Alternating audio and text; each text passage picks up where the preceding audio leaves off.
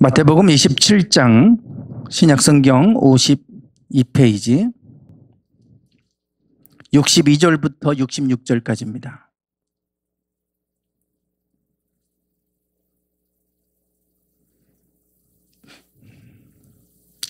마태복음 27장 62절부터 66절까지 교독하시겠습니다.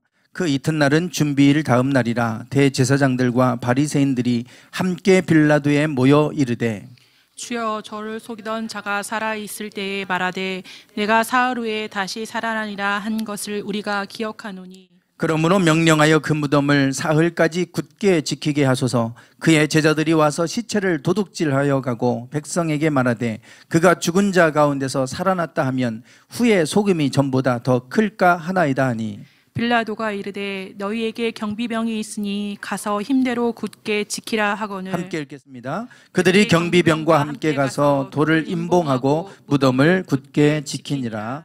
아멘. 지난 6주 동안 저희들이 예배를 교회에서 모여서 드리지 못하고 7주 만에 이렇게 예배를 드리게 되었습니다. 그동안 예배를 못 드리면서 빨리 좀 상황이 나아져야 우리가 모여서 예배할 수 있을 텐데, 그런 마음으로 좀 발을 좀 동동 구르면서 언제나 진정이 될 수 있을까. 그 전부터도 현장 예배하고 이렇게 병행을 하려고도 여러 번 시도를 해봤지만 또 상황이 정부의 권고안이 너무 강력한 또 조치도 취해졌고 계약도 늦어지고 그러는 바람에 저희들이 여기까지 왔습니다. 2주가 더 연장되기는 했지만 그렇다고 우리가 한없이 이렇게 그냥 마냥 기다릴 수만은 없었고, 부활주일만이라도 부활주일이라도 우리가 모여서 예배할 수 있으면 좋겠다, 이런 생각을 가지고 기다렸습니다. 다행히 상황이 좀 많이 좋아졌고, 물론 우리가 염려하지 않을 상황은 아니지만 조심을 해야 되겠지만 그래도 좀 많이 상황이 나아지기는 했습니다. 그래서 우리가 거리를 두고 이렇게 1부와 2부로 나눠서 이렇게 드리게 됐습니다. 6년 전이죠. 저희가 벌써 이제 이곳에 온 지 만 5년이 됐습니다. 이곳에 6년 전에 이곳으로 이전을 하면서 그때 부활주일부터 예배를 시작했습니다. 부활주일부터 첫 예배를 이곳에서 드렸어요. 그리고 이제 올해 다시 재계약이 지금 돼서 그래서 또 두 번째 시즌을 이곳에서 맞이하게 됐어요. 5년. 그런데 또 부활주일로 시작을 합니다. 공교롭게도 그렇게 됐습니다. 그 전에 이곳에서 첫 예배 드리기 전에도 인테리어 한다고 열심히 한 달 이상을 공사하고 준비하고 그리고 부활주일부터 감격스러운 예배를 드렸는데, 지난 6주간 이렇게 비어 있다가 다시 부활주일부터 저희들이 예배를 재개합니다. 그래서 두 번째 시즌도 부활주일부터 시작되는구나. 그렇게 보니까 참 공교롭게도 그렇게 됐어요. 어쨌든 우리가 이렇게 다시금 부활주일을 모여서 예배할 수 있다고 하는 거 참 감사한 일입니다.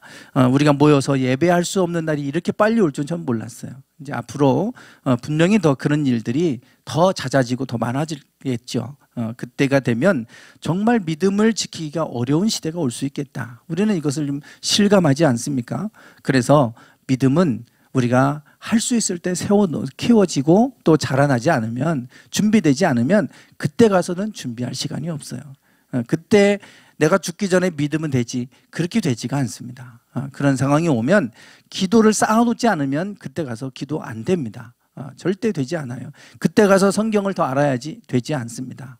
지금부터 우리가 할 수 있을 때 우리가 성경 말씀을 더 많이 읽고 할 수 있을 때 더 많이 기도하고 할 수 있을 때 예배하는 거지, 그때 가면 드리고 싶어도 할 수 없는 때가 오겠죠. 그래서 오늘 우리가 이렇게 모여서 함께 예배할 수 있다고 하는 것 참 감사한 일입니다.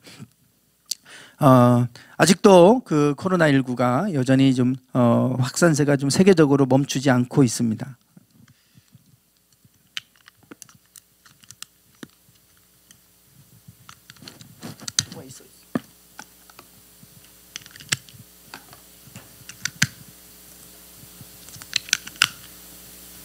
네, 죄송합니다. 그래도 우리나라는 50명 미만으로 좀 떨어졌다, 이렇게 지금 그 상황이 전해지고 있죠. 며칠 전에 라디오를 듣는데 한 기자가 지금 코로나19 현황에 대해서 그 이제 전해주는 브리핑해주는 그러한 것을 들었어요. 그래도 50명 이하로 떨어졌다고. 그래서 그래도 많이 상태가 좀 좋아졌는데 이제 뭐 집단 감염만 일어나지 않는다면 그래도 이제 크게 염려하지는 않을 그런 상황이다. 이런 이제 상황을 이렇게 전달을 해줬어요. 집단 감염만 일어나지 않는다면 조건을 단 거예요. 그러면서 뭐라고 하냐면 집단이라고 하면 여기서 집단이라고 하면 유흥업소나 교회와 같은 종교단체라고 이렇게 딱 꼬집어서 얘기를 하는 거예요. 라디오에서 제가 그 말을 듣는데 참 너무 화가 나는 거예요. 집단 감염을 주의해야 되는 건 맞죠. 그런데 왜 집단이 교회와 유흥업소만 들어갑니까? 모든 사람들이 모여서 하는 건 다 집단 아닌가요? 직장 생활하는 거 집단 생활 아닙니까? 왜 집단 감염이 일어나지 않도록 주의해야 된다고 하면서 유흥업소와 교회와 같은 곳이라고 얘기를 하는지 이해가 되지 않는 거예요. 저는 목사였기 때문에 그랬는지는 모르겠지만 집단이 왜 교회만 있고 유흥업소만 있느냐. 다 집단이지. 그러면 뭐 직장도 집단인데 왜 거기는 조심해야 된다는 얘기 안 하고 왜 자꾸 교회만 자꾸 얘기할까? 무슨 저희가 있는 건가? 뭐 이런 생각이 들 정도로 저는 참 기분이 나빴어요. 특별히 더 기분이 나빴던 거는 교회를 유흥업소와 같이 늘 묶어서 이렇게 언급하고 있다는 거예요. 그래서 교회가 무슨 유흥업소 같은 분위기와 느낌을 갖게끔 하는 뉘앙스로 그것이 그 일부러 그런 의도로 전달하는 것은 아니겠지만 유흥업소와 교회 이렇게 하면 거의 같은 급으로 그냥 묶어서 얘기를 하는 것이기 때문에 사람들은 이 얘기를 들으면 어떤 생각을 하냐면 유흥업소나 교회 같은 곳은 피해야 될 곳이구나 이런 생각을 하게 되죠. 그런 그 메시지를 그 안에 내포하고 전달해 주는 겁니다.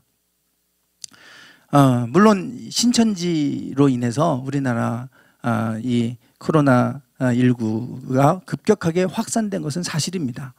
그래서 그것 때문에 뭐 교회에 대한 이미지가 그렇게 이제 정해졌을 수도 있어요. 그런데 사실 요양병원 같은 데도 얼마나 많이 나왔습니까? 뭐 콜센터도 마찬가지고 그런 데서도 참 많이 나왔고 했는데 그럼에도 불구하고 유흥업소와 교회 이렇게 자꾸만 얘기를 하는 거예요. 그러면 이제 우리는 그 얘기를 들으면 많은 사람들은 유흥업소도 가면 안 되고 교회도 가지 말고 조심해야 되겠다 이런 생각을 하게 됩니다. 그렇게 가지 말라고 얘기하지 않았어도 그런 생각이 이렇게 전달되게 되어져 있죠. 이렇게 이런 것들을 뭐라고 하냐면 프레임이라고 그럽니다. 프레임. TV를 보면 특별히 요즘 이제 정치권에서 프레임 이런 얘기를 참 많이 들으셨을 거예요. 이 프레임 그러면 그냥 액자 틀 같은 것을 얘기합니다. 우리는 어떤 사물을 바라볼 때 객관적으로 바라보는 것 같지만 사실은 주관적으로 바라봅니다. 어떤 틀을 가지고 바라봐요. 그것을 우리는 관점, 뭐 세계관, 가치관, 뭐 이렇게 관점이라고 하는 말로 써요. 어떻게 보면 관점하고도 좀 비슷한 것 같지만 프레임은 좀 달라요. 비슷한데 다릅니다. 이 프레임이라고 하는 이 단어가 조지 레이코프라고 하는 분이 처음 이 프레임이라는 단어를 썼어요. 물론 프레임이라는 단어는 있었죠. 이 프레임이라는 단어를 새롭게 재규정하신 분이 조지 레이코프라고 하는 언어학자입니다.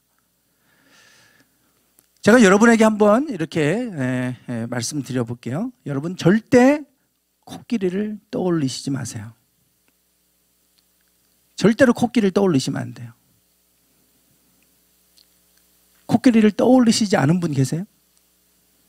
아마 100% 다 떠올리셨을 겁니다.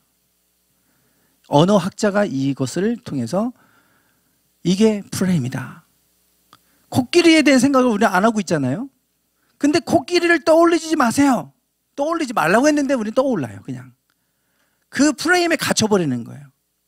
그래서 이걸 프레임이라고 그랬어요. 언어학자가 쓰는 한 단어를 딱 얘기해버리면 그것이 그 사람의 이미지나 특성과 이런 것들을 딱 정해지게 됩니다. 그러면 그 눈으로 우리가 그것을 바라보게 돼 있는 거예요. 그래서 코끼리는 생각하지 마 이런 제목으로 이 책이 나왔는데요. 이 많은 지금 정치하는 사람들은 이 사람의 영향을 받아서 프레임 전쟁을 벌이고 있어요. 프레임 전쟁. 앞에서 제가 말한 기자가 얘기한 것, 집단 감염이라 하면 유흥업소와 교회 같은 곳입니다. 이 얘기했잖아요. 딱 그러면 유흥업소와 교회는 같은 것으로 딱 사람들에게 각인이 돼버려요. 프레임이 씌워지는 겁니다. 그러면 유흥업소도 가지 말고 이런 상황에는 교회 가면 감염되니까 교회도 가지 마야 될 곳이라고 하는 프레임을 딱 정해져 버려요. 그러면 사람들은 교회 가면 큰일 난다는 생각을 하게 되는 거예요. 이게 프레임이에요. 정치인들이 주로 이런 프레임들을 많이 합니다. 지금 선거철 기간이어서 지금 서로 옛날에는 막 네거티브 선거를 하고 그랬는데 지금은 그렇게 하면 역풍부니까 이제 그런 식으로는 못하고 프레임을 더 씌우는 겁니다. 요즘에 미래통합당에서 자꾸 막말 논란이 일어나잖아요. 막말하는 정치인들. 그러니 더불어민주당에서는 그걸 이용해가지고 저기는 막말하는 집단. 이런 프레임을 딱 씌워놓으면 저기는 참 사람들이 왜 저래? 이렇게 그 당 전체가 프레임이 씌워져 버리면 소망이 없죠. 저런 사람들이 과연 나라를 이끌어갈 수 있겠나? 이제 이런 프레임을 더 씌우는 일을 하는 거예요. 그러니까 미래통합당에서는 그 프레임이 씌워지지 않도록 하기 위해서 제명 처리해버리잖아요. 그거는 그 사람의 개인적인 일탈이지 이게 우리 당 전체와는 상관이 없다. 당 전체가 프레임이 딱 갇히는 것을 막으려고 딱 제명 처리해버리는 거예요. 한쪽은 프레임을 씌우려고 하고 한쪽은 그 프레임에서 벗어나려고 하고 이렇게 정치인들이 하는 일입니다. 그래서 더불어민주당은 미래통합당을 가리켜서 친일 외구당 이렇게 프레임을 더 씌워버리고 미래통합당에서는 더불어민주당을 친중 떼놈당 이래가지고 친중한다 이거죠. 그래서 친중 떼놈당. 그래서 서로 이렇게 하면서 서로 프레임 씌우게 하는 거예요. 이것들이 바로 지금 프레임이라고 하는 거예요. 한번 프레임이 딱 씌워져 버리면 그걸 벗어나기가 어렵습니다. 그래서 프레임 전쟁을 벌이는 거고요. 그런 사람이라고 이미지를 딱 각인시켜 버리는 거예요. 그 프레임을 가둬놓는 거예요. 그러면 우리가 더 이상 뭐를 하려고 해도 그 프레임으로 봐지기 때문에 호소력도 없고 확장력도 없고 이제 이렇게 되는 거죠. 여기 프레임이라고 하는 제목의 책이 있어요. 서울대 심리학과 최인철 교수가 쓴 책입니다. 아까 제가 말씀드린 그 이야기입니다. 이분이 서론에서 뭐라고 얘기하고 있냐면 프레임이 얼마나 중요한지 자기가 전해주고 싶어서 이 책을 썼다. 서론에서 이 얘기를 합니다. 그러면서 여기 부제가 뭐라고 달려있냐면 요 밑에 이렇게 해놨어요. 인생을 바꾸고 싶다면 프레임을 리프레임하라. 내가 지금 프레임 짜져 있는 것으로 우리는 자꾸 세계를 바라보고 그 내 안에 있는 프레임을 가지고 우리는 살아가게 돼 있다는 거예요. 그러니 내 인생이 바뀌기를 원한다면 그 프레임을 리프레임을 해야 된다. 그래서 이 프레임을 리프레임하는 여러 가지 방법들을 심리학적으로 제시를 하는 책입니다. 그런데 이 책에서 앞부분에 아주 재미있는 미국의 한 유명한 일화, 유머와 같은 여러 가지죠. 유머 한 가지를 소개를 해요.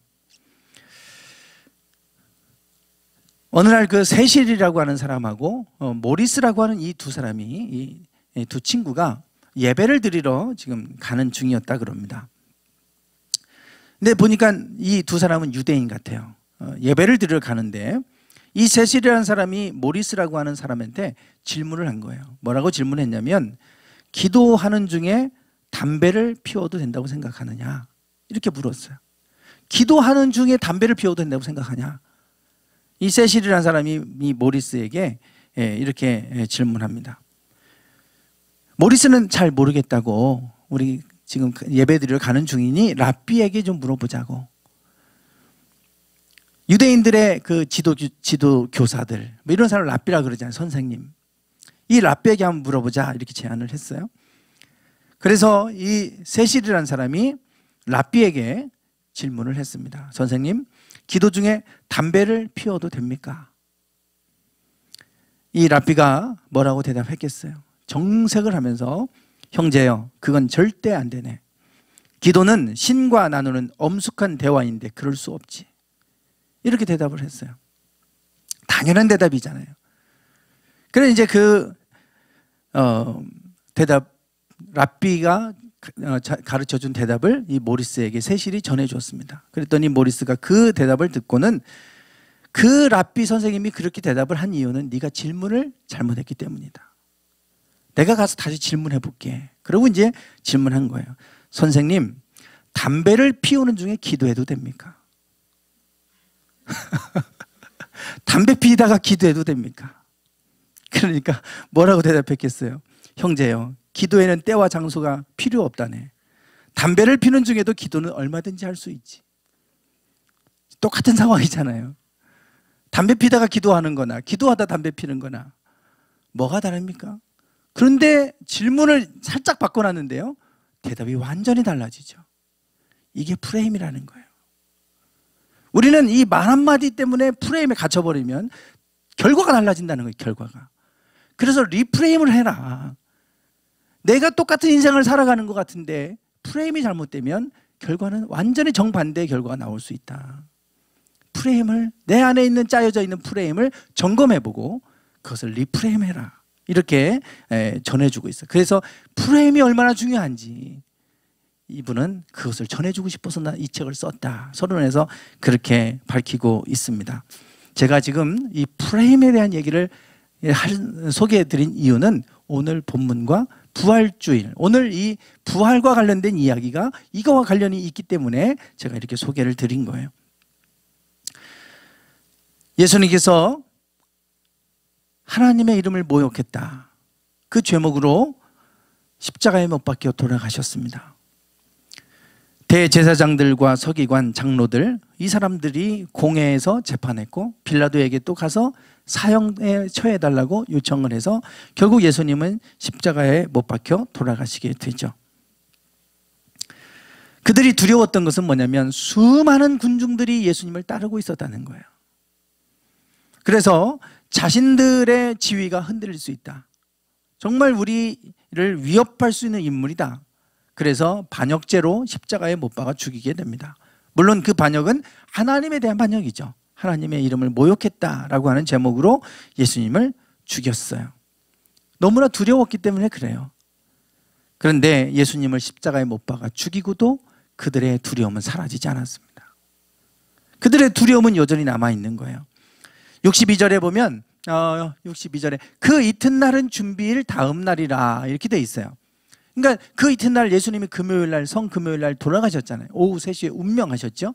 그 다음 날, 그 이튿날은 준비일 다음 날, 그러니까 예수님이 돌아가신 날은 준비일이에요. 유대인들의 시간 개념은 금요일 저녁 6시부터 하루가 저녁 6시부터 하루가 시작되니까요. 저녁이 되며 아침이 되니 이는 첫째 날이니라. 저녁부터 시작이에요.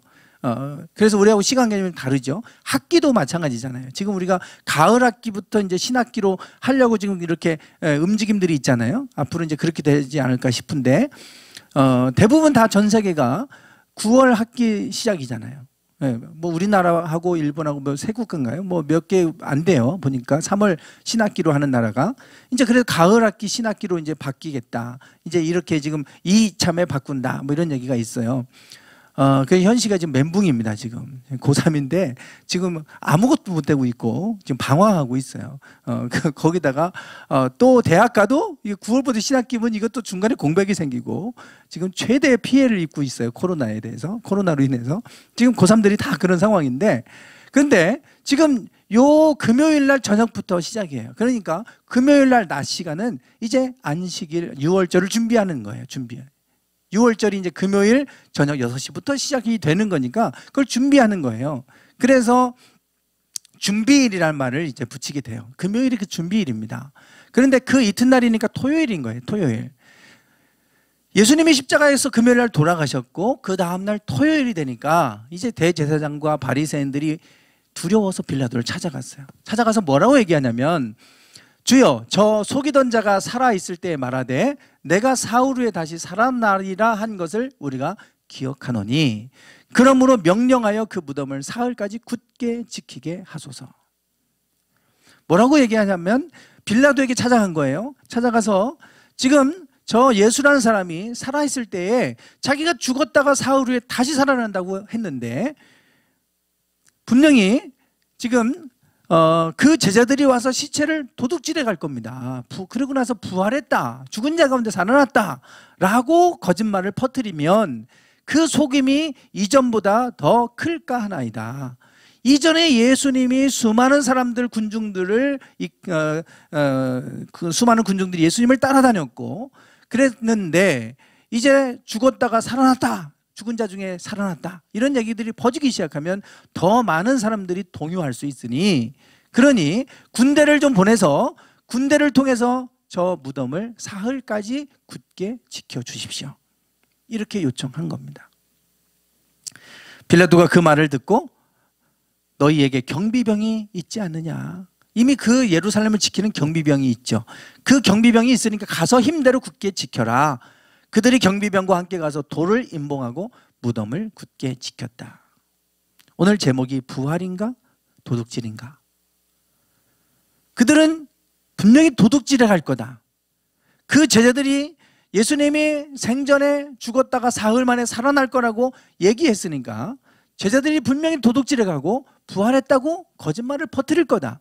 그러면 세상이 시끄러워질 거니까, 그러니 저걸 막아야 되겠다. 그래서 빌라도에게 요청해서 그 군대를 동원해서 돌을 임봉하고 그 무덤을 굳게 지켰다라고 하는 얘기예요. 오늘 본문 말씀이. 지금 그들이 두려워한 게 뭔지 아시죠? 부활이에요. 부활, 정말로 부활하면 어떡하지? 그러면 그 부활을 안 하더라도 분명히 저들은 예수님의 시신을 훔쳐갈 거다. 그리고 도둑질에 가고 부활했다고 하는 것들을 퍼뜨리게 될 거다라고 하는 두려움, 염려, 이런 것들 때문에 임봉하는 거예요.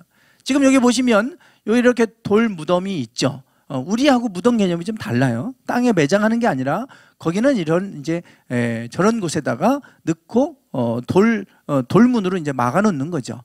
그래서 이 돌문을 이렇게 밀어서 굴리면 열리고 닫히고 하는 거예요. 그러니까 이걸 이제 이걸 굴리지 못하게 임봉했겠죠. 우리가 폐쇄하면 뭘 딱 갖다 붙이면 폐쇄하는 순간 찢어지지 않습니까?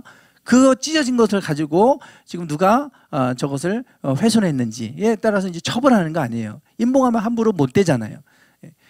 지금 그렇게 임봉을 해놨다 이겁니다. 그런데 예수님은 사흘에 부활하셨죠. 저 사흘 후에 여인들이 가서 좀 이제 사흘째가 됐을 때 그 군인들에게 요청을 해서, 경비병들에게 요청해서 좀 몸에 그 향유를 좀 바르려고 갔는데 문을 열어보니까 없어요. 부활하신 거죠. 그리고 부활의 주님을 만났잖아요. 절대로 예수님을 부활을 막지를 못했어요. 그 군대를 동원해서 막고 임봉하고 다 해봤지만 막을 수가 없었어요. 자, 여자들이 이제 돌아갔어요. 거기서 부활하신 주님을 만나고 그 기쁜 소식을 제자들에게 전해주려고 갔잖아요. 그때 경비병 중 몇 명이 성에 들어가서 모든 된 일을 대제사장에게 알렸다 그랬어요. 그들도 분명히 임봉했고 지켰는데, 그래서 이 여인들이 와서 우리가 좀 이제 향유를 바르고 이 장례를 치러야 되니까 좀 열어주시오. 그래서 이제 열어줬는데 없어졌어요, 이미.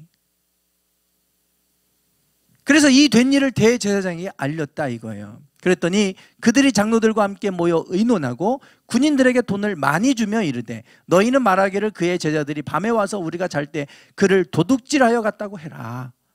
이렇게 된 일을 얘기하니까 절대 그렇게 얘기하지 말고 밤중에 와서 그들이 도둑질해 갔다고 얘기해라. 그리고 돈을 많이 줬다는 거예요. 그리고 만일 이 말이 총독에게 들리면 우리가 권하여 너희로 근심하지 않게 하리라. 이 사실이 총독에게, 빌라도에게 전해져도 이것들 때문에 내가 근심하지 않게 해줄 테니까 돈 받고 가라. 내가 너희들 지켜줄게. 자기들 책임이잖아요. 지키라고 했는데 못 지킨 거 아니에요. 그러니까 도둑질해 갔다고 얘기하면 자기들의 위태해지잖아요.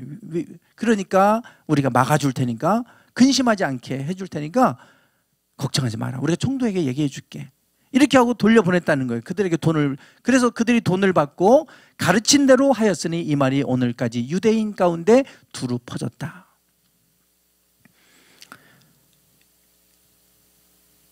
지금 이 대제사장과 지도자들은 예수님이 부활한 사건을 도둑질로 프레임 씌워놓은 거예요.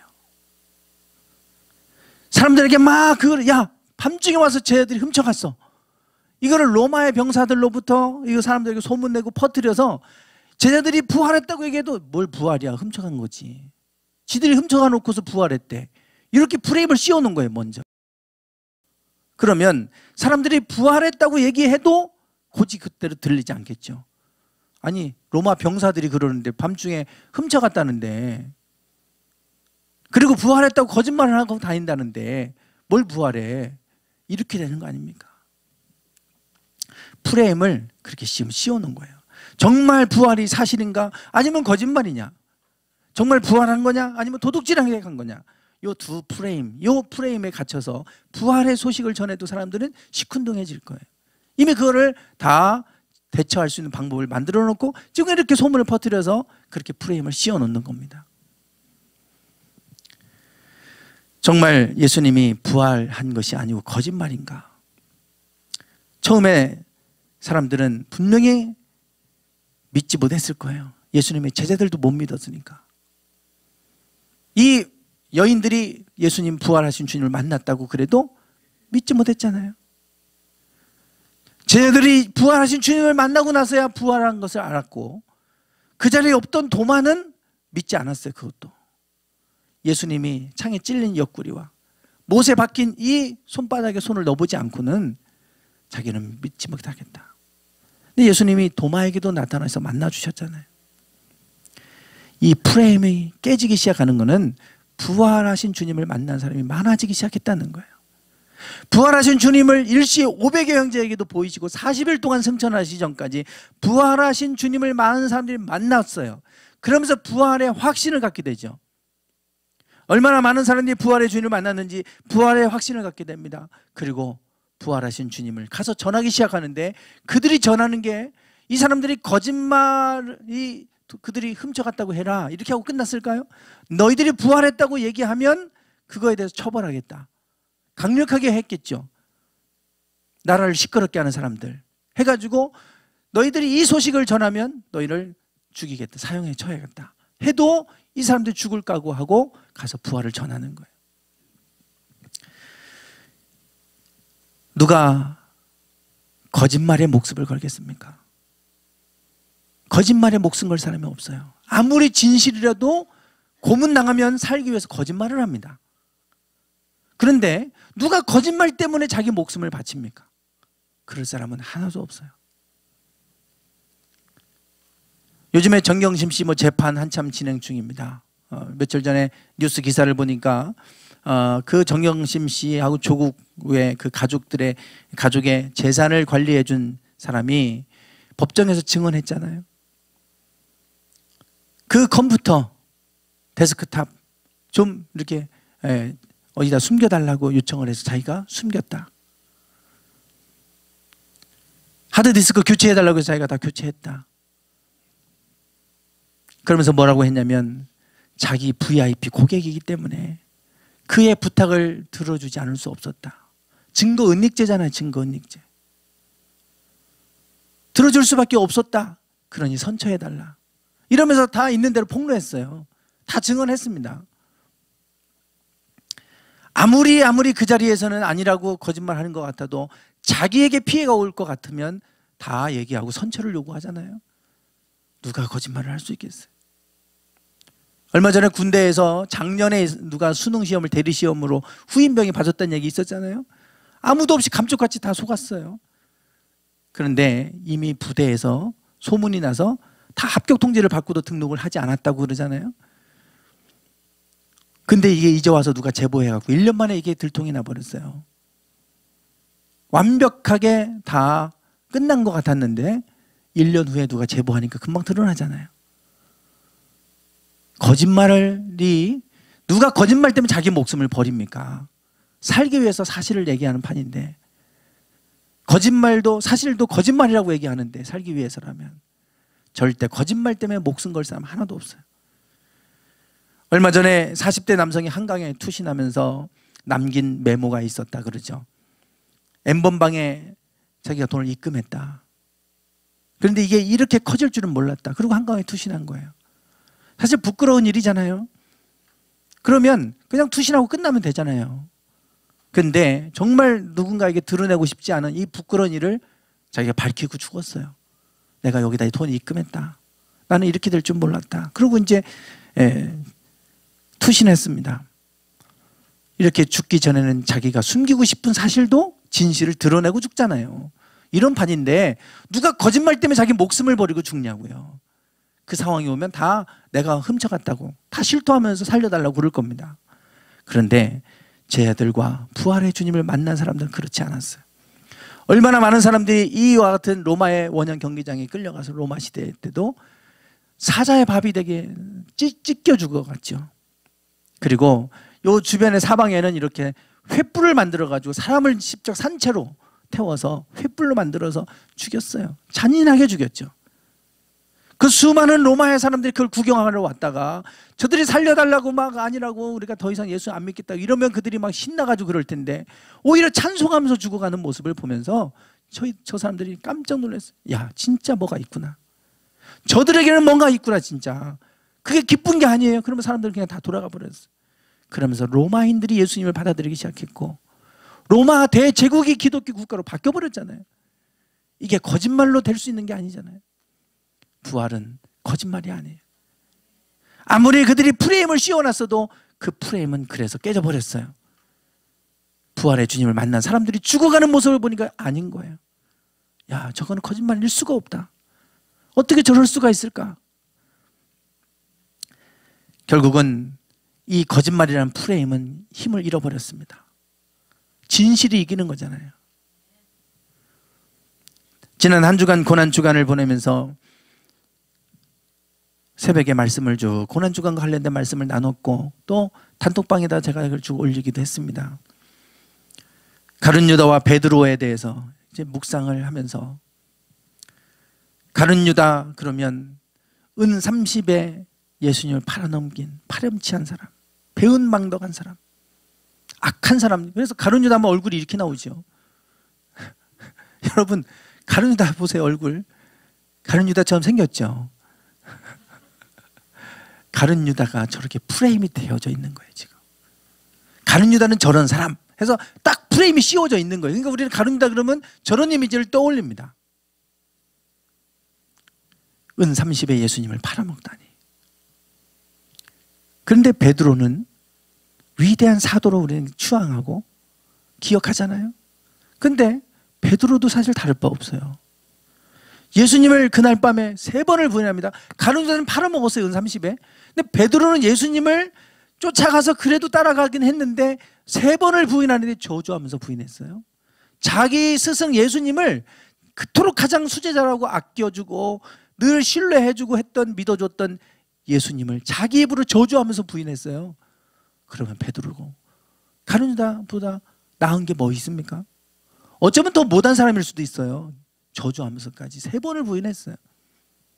그런데도 베드로는 매우 위대한 사도, 훌륭한 제자, 뭐 이런 것들을 우리는 딱 프레임되어 있어서 베드로, 가룟 유다 하면 벌써 정반대 개념이 딱 떠오르잖아요. 이미지가. 베드로도 예수님 말씀하신 대로 그날 밤에 닭이 울 때 3번을 부인하는데 닭 우는 소리를 듣고 베드로가, 그래서 여긴 잘 보이시나요? 닭 한 마리가 서 있는데 닭이 우는 소리에 예수님 하신 말씀이 생각이 나서 통곡하였다. 그래요, 통곡했다. 왜 통곡했겠습니까? 베드로가 예수님 앞에 절대로 다 버릴지라도 나는 죽을지라도 나는 예수님을 버리지 않습니다. 예수님을 따라갑니다. 아니다. 오늘 밤에 너 나를 3번 부인한다. 닭 울기 전에 너 3번 부인한다. 무슨 말씀입니까? 저는 죽을지언정 절대 주님을 버리지 않습니다. 그렇게 당당하게 얘기했던 베드로잖아요. 그게 그의 마음이었어요. 근데 실제로 딱 가보니까 그게 안 되는 거예요. 마음대로. 예수님을 3번이나 저주하면서 부인하고 닭 우는 소리에 통곡했을 때 어떤 마음이 들었을까요? 가룟 유다도 예수님을 은 30에 팔아 넘겼지만 나중에 그 은 30을 성전에 던져놓고 목매달아 자살해 죽었어요. 왜냐하면 후회가 된 거죠. 아, 내가 지금 무슨 짓을 한 거지? 내가 과연 이 모습으로 살아갈 수 있을까? 결국은 자살했어요. 베드로 똑같습니다. 아니, 예수님이 나를 그토록 아껴줬고 내가 수제자라고 그랬는데 내가 이거밖에 안 되나? 내가 살아서 뭐해? 똑같은 상황일 거 아니에요. 그런데 우리가 이런 상황이 오면 어떻게 되냐면, 그래, 나는 원래, 나 같은 사람이 원래 그런 놈이지.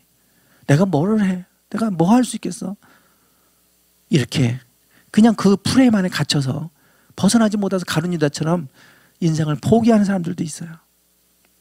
근데 베드로는 달랐어요. 왜 똑같았는데 결과가 다를까?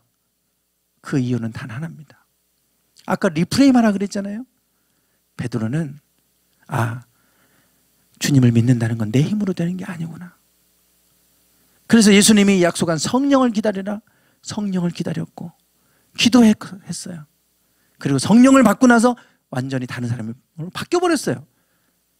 나는 약해서 내 힘으로는 할 수 있는 게 없으니까 하나님을 의지해야 되겠다 그러고, 하나님 앞에 엎드려서 기도하다 보니까 하나님이 권능을 주셨고, 그 권능으로 그는 로마를 향하여 담대히 외쳤을 때 3,000명 5,000명이 회개하고 돌아오는 역사가 일어났어요. 여러분, 우리가 무슨 일을 하다 보면 좌절할 수 있고 실패할 수 있습니다. 그러면 나는 원래 그렇지. 그리고 가룟유다처럼 그렇게 갈 수 있어요. 그렇게 우리가 프레임 안에 갇혀버리면 그러면 그렇게 끝납니다. 그러나 그것이 아니다. 예수님 말씀하신 것처럼 나는 아무것도 아니구나. 그러나 주님이 기도하라고 그랬으니 내가 기도하고 성령의 능력을 받아야 되겠다. 그리고 성령을 위해서 기도하다가 오순절에 성령이 임해서 성령의 능력으로 위대한 사도가 됐어요. 완전히 결과는 달라졌죠. 오늘 우리가 살아가는 동안에 우리는 다 연약합니다. 다 연약해요. 그렇지 않으면 교만이에요. 사실은 잘나봐야 얼마나 잘났겠습니까? 다 의로워봐야 얼마나 의롭겠어. 다 죄인이죠. 아유, 나 같은 사람이. 이게 아니라, 그래, 나는 원래 약한 사람. 인간은 원래 약한 존재야. 하나님 없으면 살아갈 수가 없어. 하나님의 능력을 힘입지 않고는 내가 할 수 있는 게 없어. 그렇게 우리가 그게 믿음의 프레임 아니에요. 그 믿음의 사고를 가지고 우리가 하나님 앞에 엎드리는 법을 배우는 거지. 나는 보잘것없는 사람이야. 그러고 거기에 빠져들어가면 뭘 할 수 있겠습니까? 가룟유다처럼 되는 거예요. 똑같은 사람인데, 똑같은 상황인데 완전히 결과가 다른 것은 믿음의 사고를 해야 된다는 것입니다. 베드로는 결국 똑같은 상황에서도 그가 예수님 말씀하신 대로 부활의 주님을 만났고 성령을 기다려라. 그 말씀 붙들고 기다리다가 능력받아서 위대한 삶을 살아가는 걸 봅니다. 오늘 우리가 부활의 신앙은 바로 이런 것인 줄 믿습니다. 비록 소망이 없고 절망이 없는 환경이에요. 남들 다 절망하겠죠. 그러면 그렇게 언론에서 프레임을 씌운다고 해서 그대로 우리가 거기에 갇혀버리지 말고 프레임을 리프레임해야 돼요. 남들 안 된다고 그러니까 나도 안 되겠지가 아니라, 남들 안 돼도 어려워도 하나님이 보호하시면 안전하지. 믿음의 사고로 우리는 리프레임해서 다른 관점을 볼 줄 알아야 될 거 아니겠습니까? 그게 믿음이죠. 부활의 신앙은 그런 겁니다. 어둠 가운데 절망 가운데 있던 그들에게 부활은 소망이었고 부활은 기쁨이었어요.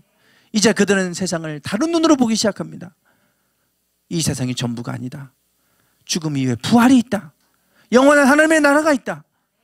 그렇게 그들이 그 관점을 가지고 세상을 바라보기 시작할 때 그들은 세상이 감당할 수 없는 사람들이 됐어요. 오늘 우리가 이와 같은 믿음의 눈으로 세상을 바라보고 이와 같은 믿음으로 세상을 이기며 살아가기를 축원합니다. 세상이 더 씌우는 프레임에 갇히지 마시고 오히려 우리가 그 프레임을 벗어나서 새로운 프레임으로 세상을 바라보고 세상을 향해 나아가는 저와 여러분이 되시기를 주님의 이름으로 축원합니다. 찬양 드리겠습니다.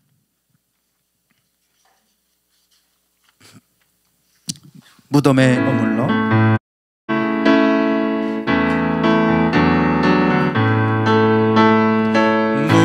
무덤에 머물러 예수 내 구주 새벽 기다렸네 예수 내 주 원수 다 이기고 무덤에서 살아나셨네 어둠을 이기시고 나와서 성도 함께 길이 다스리시네 사셨네 사셨네 예수 다시 사셨네 헛되이 지키네 예수 내 구주 헛되이 봉하네 예수 내 주. 원수를 다 이기고 무덤에서 살아나셨네. 어둠을 이기시고 나와서 성도와 함께 길이 다스리시네. 사셨네 사셨네 예수 다시 사셨네. 거기 못 가두네. 예수 내 구주 우리를 살리네. 예수 내 주. 원수를 다 이기고 무덤에서 살아나셨네. 어둠을 이기시고 나와서 성도와 함께 길이 다스리시네. 사셨네 사셨네 예수 다시 사셨네. 이 시간 우리 같이 기도하기 원합니다. 그들이 부활을 거짓말로 그렇게 프레임을 씌워서 사람들이 믿지 못하게 만들었던 것처럼 지금도 세상은 우리 안에 믿음을 갖지 못하게 여러 가지 많은 프레임을 씌워놓고 그 안에 갇히게 만들어버리는, 세상뿐만 아니라 사단이 그렇게 우리 가운데 이야기하고, 그래서 우리로 하여금 하나님의 자녀답게 살지 못하게, 그 권능 안에 살지 못하게 우리를 그 안에 가둬놓는 경우가 많습니다. 하나님, 우리가 벗어나기 원합니다. 주님, 할 수 있다면 이 무슨 말이냐, 믿는 자에게는 능히 하지 못할 일이 없느니라 말씀하셨던 것처럼 우리가 믿음으로 바라보게 하여 주시옵시고, 믿음으로 세상을 이기며 나아가는 저희들 되게 하옵소서. 부활의 기쁨 속에 살아가게 하여 주시고, 우리와 영원히 함께 하시는 그 주님 의지하며 우리가 세상을 향하여 당당하게 살아가는 저희들 되게 해 주시옵소서. 같이 합심하여 기도하겠습니다. 주님, 아버지 하나님, 주님, 저희들이 하나님 부활의 기쁨 속에 하나님 살아가기 원합니다. 주님 다시금 살아나셔서 아버지 잠자는 자들의 첫 열매가 되어주셨는데, 하나님 저희들이 깨어나게 하여 주시고 일어나게 하여 주시고, 혹여나 우리가 어둠 가운데 갇혀 있었다면 그 갇혀있는 울타리 안에 있지 않게 하여 주시고 하나님 벗어날 수 있도록 하여 주시옵소서. 저희들에게 하나님 새로운 힘으로 아버지 나아갈 수 있도록 독수림의 날개치며 올라갈 수 있는 힘을 더하여 주시옵소서. 믿음으로 세상을 새롭게 바라보게 하소서. 믿음의 눈으로 세상을 바라볼 수 있게 해 주시옵소서. 주님,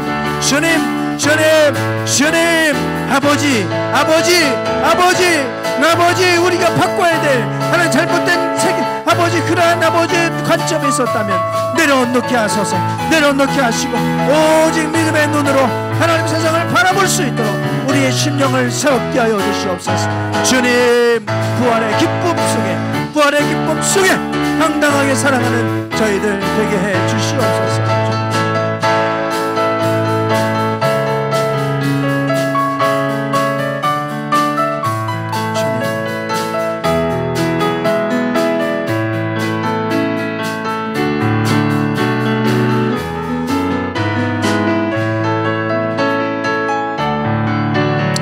주님, 오늘은 부활주일입니다. 어둠 속에 있던 그들에게 빛이 되어 주셨고 소망이 되어 주셨습니다. 세상은 절대로 다시 살아날 수 없다고 부활을 믿지 않았기 때문에 그들이 예수님의 시신을 훔쳐갔다고, 그래서 거짓말을 퍼뜨린 것이라고 그들은 그렇게 이야기했고 또 그렇게 받아들였습니다. 하나님, 이 세상은 우리의 믿음을 이해하지 못합니다.